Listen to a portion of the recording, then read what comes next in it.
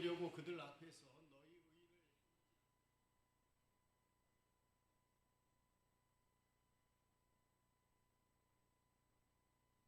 의를 외식하는 자가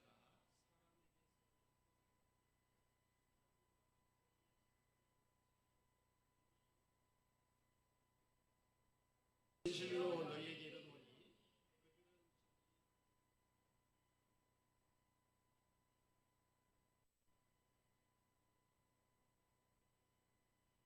그들을 은밀하게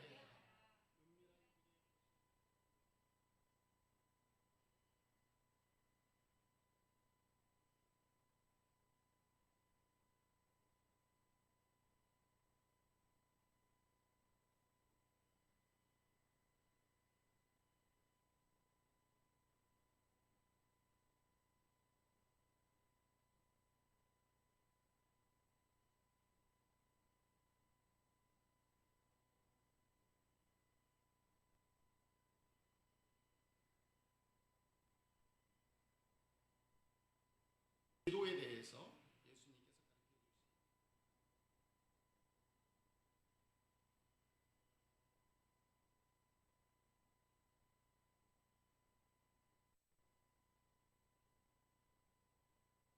음식, 이것은 예수님 당시 때의 종교 지도자들이 정권의 표본으로 마땅히 해야 되는 3대 유무 중에 하나였습니다. 이것을 예수님께서 언급해 주셨고, 그 다음에 19절로부터 쭉 보면 헌금에 대해서 예수님께서 가르쳐 주신 내용입니다. 그 다음에 마지막 부분은 우선순위에 대해서. 그래서 마태복음 6장은 크게 5가지의 가르침이 기록되어 있습니다. 구제와 기도와 금식 그리고 헌금과 우선순위에 대해서 마태복음 6장은 예수님의 가르침을 기록하고 있습니다.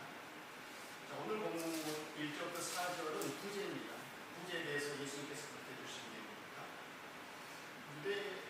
예수님 당시 때의 유대인들의 종교 생활은, 신앙생활은 3가지를 보고 그 사람이 믿음이 있다 없다를 가늠했습니다. 평가를 했어요. 그 3가지가 뭐였냐면 구제, 그 다음에 기도하는 것, 금식하는 것, 이 3가지를 통해서 저 사람이 믿음이 있다 없다, 믿음이 얼마나 좋은가 안 좋은가를 평가했습니다. 그래서 이 구제, 첫 번째 나오는 이 구제는 경건한 사람이면 마땅히 해야 되는 의무였습니다. 그래서 이 예수님 당시 때의 종교 지도자들은 경건해 보이기 위해서 자기 신앙심의 과시수단으로 구제를 한 겁니다. 다른 구제라고 하는 것은, 구제받는 것은 힘들고 어려운 사람이 구제를 받는 건데, 사랑해서, 그 사람을 사랑해서, 그 사람을 위해서 구제한 것이 아니고 나를 위해서 하는 거예요. 나를 위해. 구제를 받는 사람이 주가 아니고 그 사람을 위해서가 아니고 나를 위해서 구제를 하는 거예요. 이게 예수님 당시 때 종교 지도자들의 구제였습니다. 자, 이런 구제 풍습을 예수님께서 아시고 예수님께서 하신 말씀이 뭐였냐면 1절 사람에게 보이려고 그들 앞에서 너희 의를 행하지 않도록 주의하라. 그리하지 아니하면 하늘에 계신 너희 아버지께 상을 받지 못합니다. 구제할 때 조심해야 되는 것, 예수님께서 가르쳐 주신 이 조심해야 되는 구제, 사람에게 보이려고 부러운 척하지 마라. 구제하지 마라. 사람에게 보이려고, 사람에게 인정받으려고, 칭찬받으려고 그렇게 구제를 해서는 안 된다. 그것은 내가 인정받으려고, 나를 기쁘게 하기 위해서 구제하는 것이지, 그건 하나님 기쁘시게 하는 구제가 아니다. 사람에게 보이려고 그들 앞에서 너희 의를 행하지 않도록 주의하라. 그리하지 아니하면 하늘에 계신 너희 아버지께 상을 받지 못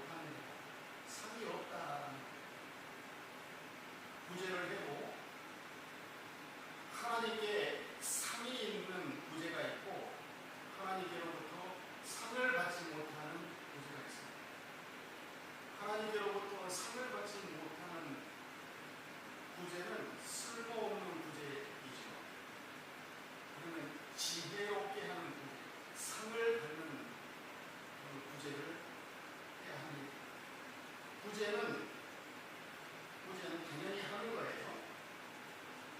구제는 당연히 하는 것인데, 당연히 하는 것인데 하나님은 상을 줘요. 당연히 해야 되는 건데 하나님은 상을 주신다. 자, 2절에 보니까 상을 받지 못하는 사람들의 구제법 2절 다 같이 읽어보도록 하겠습니다. 시작.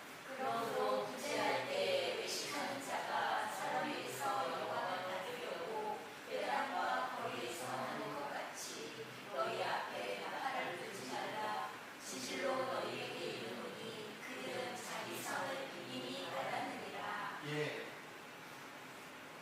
외식하는 자, 배우의 배우, 외식하는 자, 구제할 때 외식하는 자가 사람에게서 영광을 받으려고 회당과 거리에서 하는 것 같이 너희 앞에 나팔을 불지 말라. 진실로 너희에게 이르노니 그들은 자기 상을 이미 받았느니라. 사람에게서 상을 받아버렸어요. 사람에게서 상을 받아버렸기 때문에 하나님이 주시는 상은 없어요. 둘 중 하나입니다. 사람이 주는 상을 받느냐 아니면 하나님이 주시는 상을 받느냐. 구제를 해서 하나님이 주시는 상을 받아야 되겠죠. 사람이 주는 상, 인정해주고 칭찬해주고 이거 사람이 주는 상이죠. 하나님이 주시는 상, 하나님이 주시는 상은 사람이 주는 상과는 비교할 수 없을 만큼 크고 영광스러운 것입니다. 하나님이 주시는 상을 받는 구제하는 저희 것이 아닙니다. 수준 높은 구제, 수준 높은 구제가 있고, 수준 높은 신앙생활이 있고, 수준이 낮은 신앙생활이 있고, 수준이 높은 신앙생활이 있고, 수준 낮은 신앙생활은 사람에게 보이고, 사람에게 인정받는 수준 높은 신앙생활은 하나님께 인정받는, 하나님께서 옳게 여기신 상을 주실 수 있는, 인정해 주실 수 있는 신앙생활, 이것이 수준 높은 신앙생활. 하나님께 상을 받아야 됩니다. 하나님이 인정해 주시는 그런 구제할 수 있는 저희들이 되어야 되겠습니다. 레위기서 19장에 보면 구제는 당연히 해야 되는 명령입니다. 율법입니다. 10절을 다 같이 읽어보도록 하겠습니다. 시작. 내 포도원의 열매를 다 따지 말며 내 포도원에 떨어진 열매도 줍지 말고 가난한 사람과 거룩민을 위하여 버려두라. 나는 너희의 하나님 여호와이니라. 이삭을 가난한 사람을 위해서, 배고픈 사람을 위해서, 복음이 필요한 사람을 위해서 이삭을 남겨두라는 율법입니다. 하나님의 법이 명령입니다. 이게 당연히 해야 되는 겁니다. 하나님 백성이라면 당연하게 해야 되는 구제입니다. 가난한 사람, 도움이 없으면 살아가기 힘든 사람 도와주는 것이 당연한 사랑이죠. 삶의 월, 그리스도인들의 삶의 월, 자기만 배부르면 다 된 줄 알고 살아가는 사람들은 세상 사람들이 있고, 하나님 백성들은 그렇게 살아가는 사람들이 아닙니다. 하늘에 계신 우리 아버지께 다른 사람이 배고프면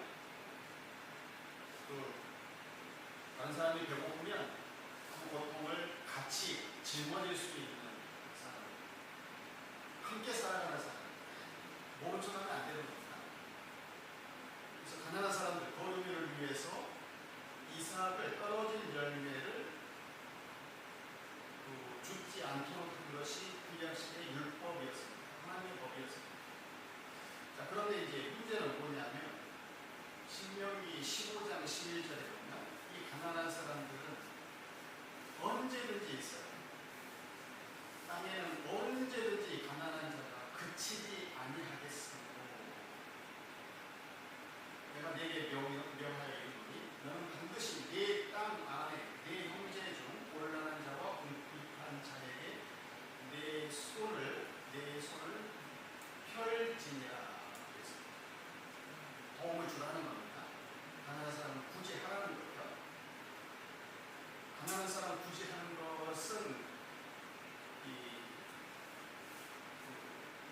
신앙인의 말하자면 마땅히 해야 되는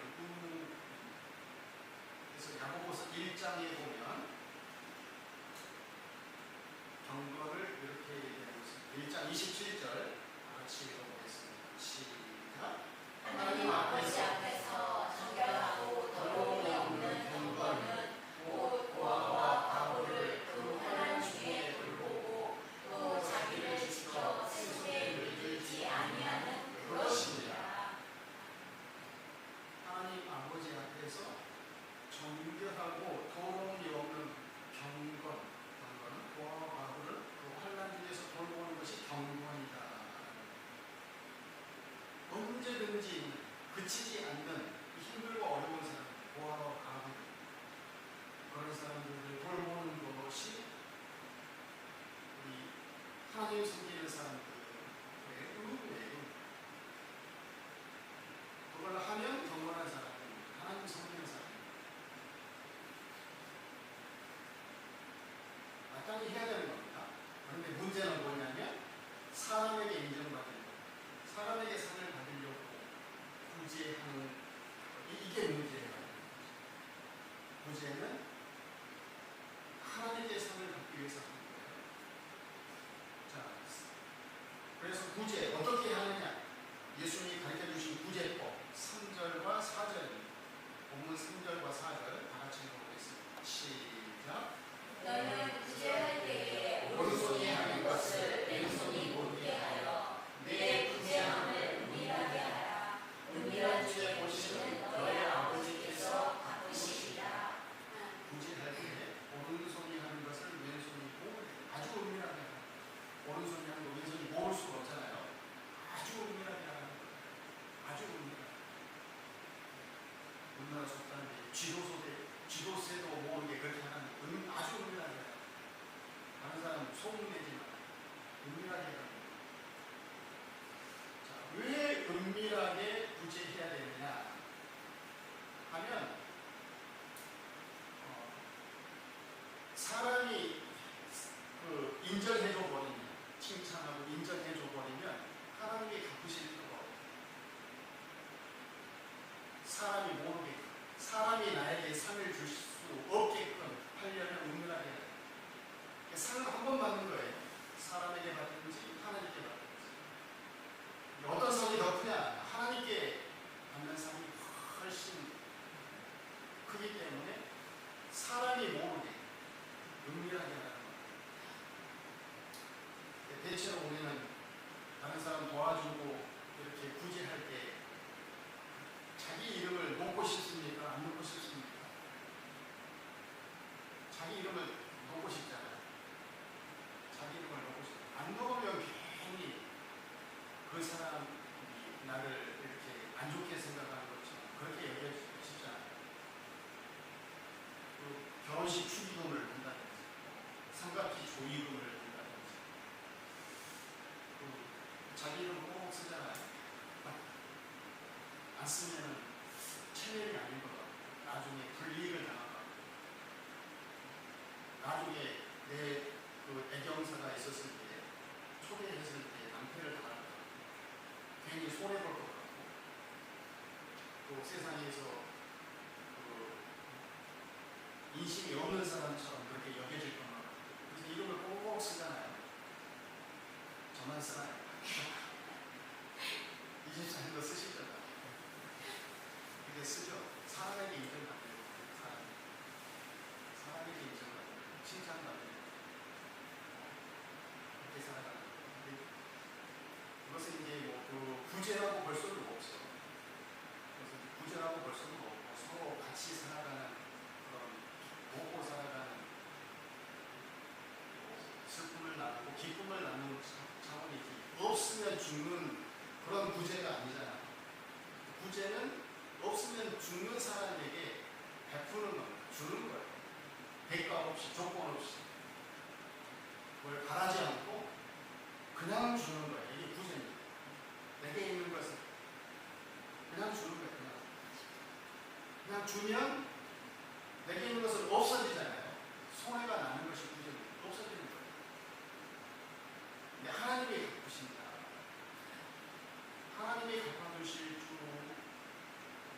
이뤄지면 구제하는 것이 아깝지 않습니다. 구제는 은밀하게 하는 것, 사람에게 상 받으려고 하는 것이 아니라 하나님께 상을 받기 위해서 하는 것, 이게 구제입니다. 구제. 우리는 이미 하나님께로부터 많은 것을 받았습니다. 많은 것을 받았을 뿐만 아니라 안 받은 것이 없죠. 모든 것을 다 받은 것입니다. 믿음이 있는 사람이라면 이걸 고백할 수 있죠. 내게 있는 모든 것은 하나님이 내게 주신 것입니다. 그래서 내가 사용하는 모든 것 하나님이 원하시는 것,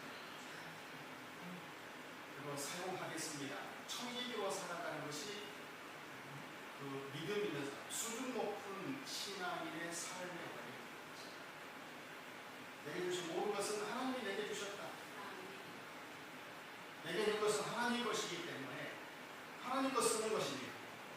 주인이 하나님이시고 나는 종인데 하나님의 것을 쓰는 거니까 구제할 때 아까운 마음이 들까요, 안 들까요? 이거는 내 것이 아니니까 이거는 아까운 마음이 안 들겠죠. 근데 내 것으로 생각을 해버리면 내게 있는 모든 것은 하나님이 다 주신 거예요. 하나님이 나에게 주시는 거예요. 안 주신 것이 없어요. 가정을 주시고 배우자를 주시고 또는 뭐 자녀를 주시고 부모를 주시고 물질을 주시고 건강 주시고 살아갈 수 있는 모든 것 하나님이 다 주시는 겁니다.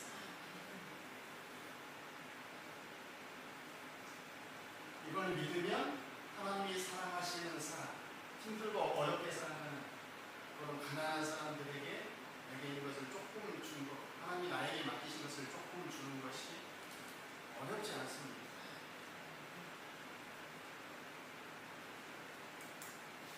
신앙생활은 사람에게 잘 보이려고 하는 것이 아니고 하나님께 잘 보이려고 하는 것이 신앙생활입니다. 하나님은 반드시 보상하신다. 반드시 보상하신다. 결혼생활 저도 이제 20년이 결혼생활을 하려면 그런 것 같아요. 무조건적으로 주는 것은 없는 것 같아요. give and take입니다. 받은 만큼 주는 것이고 준 만큼 또 얻으라고. 이게 결혼생활입니다. 부자관계는 그거하고 약간 좀 다른 것 같습니다. 부자관계는 계속해서 일방적으로 주는 거잖아요. 일방적으로 줘도 불편이 많습니다. 더 달라고 막 떼쓰고 성질 내고 깡패 같죠. 이게 부자관계죠. 근데 부부관계는 이게 어렵더라고요. 부부관계는 일방적으로 주는 것이 어려워요. 조금 섭섭하면 받은 것이 없는 거예요. 조금 받은 것이 부족하면 섭섭하고 짜증이 나고 나는 이만큼 줬는데 왜는 이만큼 안 준다고. 이게 부부관계인 거죠. 그런데 좋은 부부관계가 되려면 보상받으려고 하지 말고 구제한다 생각하고 살아가는 거예요. 불쌍하다 하고 살아가는 거예요. 사랑이 필요하니까 그냥 일방적으로 사랑을 주는 거죠. 그러면 편합니다. 그러면 편해요.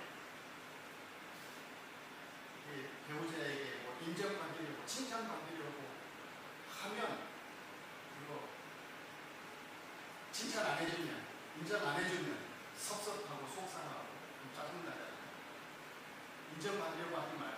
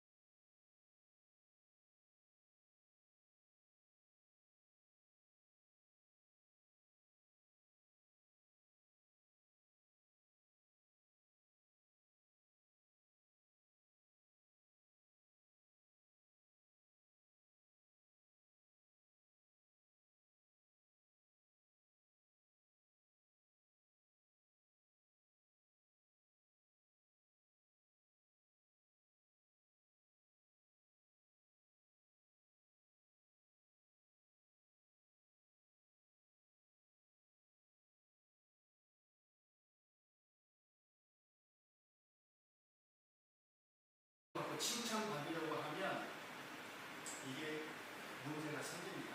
그냥 하는 겁니다. 구제는 하나님이 주시는 상급을 바라보고 하는 것입니다. 그래서 나는 청지기로 산다. 나는 청지기로 삽니다. 하나님이 내게 주시는 것, 하나님이 내게 주시는 것을 하나님이 원하시는 곳에 사용하면서 쓰면서 베풀면서 살아가면서 이게 청지기입니다. 내 것을 주는 것이 아니에요. 내 것을 주는 게 아니고 주님의 것을 주님이 원하시는 곳에 주는 거예요.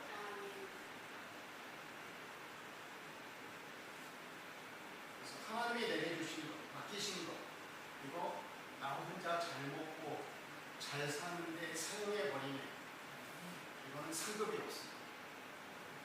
하나님이 내게 주신 것을 사용했다 하더라도 그 굳이 한 것도 나를 위해서 굳이 한 것이면 그건 하나님이 주시는 상급. 주인의 칭찬 없어요. 그래서 하나님이 내게 주신 거저 주신 것 조건 없이 베풀면서 살아가는 것, 이것이 경고.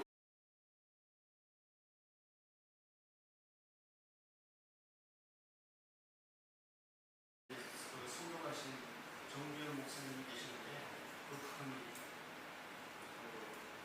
전화가 왔어요.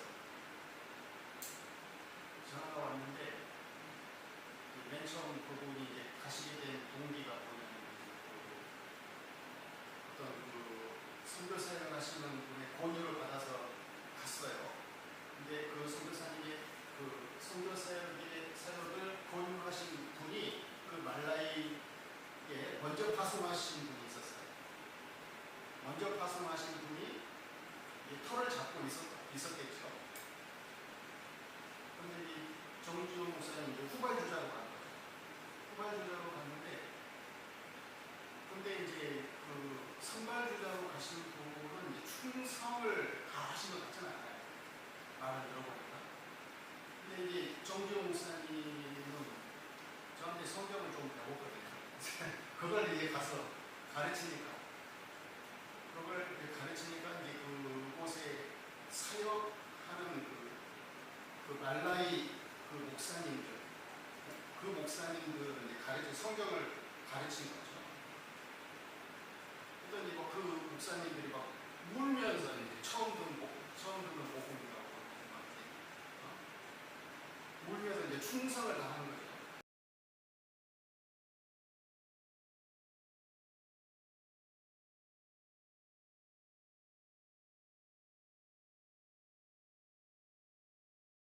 그 선교사님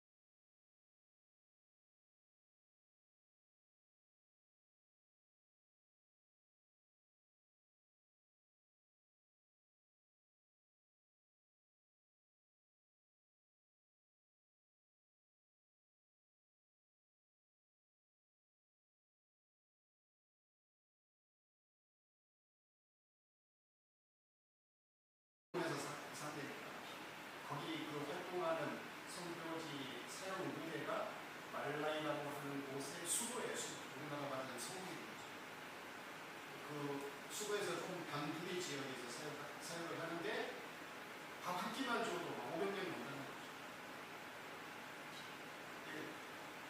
밥 한 끼 주고 이제 복음을 들려주는 거죠. 그래서 이제 처음에는 밥 먹으러 왔다가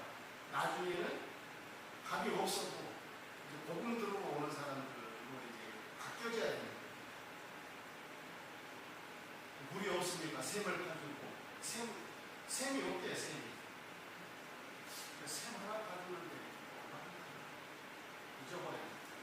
60만 원. 잊어버렸어요. 마을에 한 마을에 셈이 없게 했어요. 한 세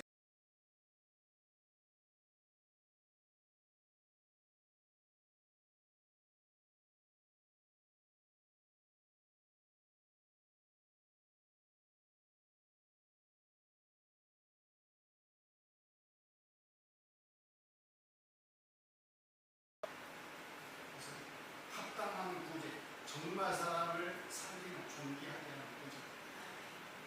그 구제를 어떻게 하면 하나님께 상을 받는 구제를 할 수 있을까 생각해 볼 수 있는 저희들이 되시기 바랍니다. 우리도 선교에 대해서 조금 더 생각을 해볼 수 있는 기회가 됐으면 좋겠습니다. 다 같이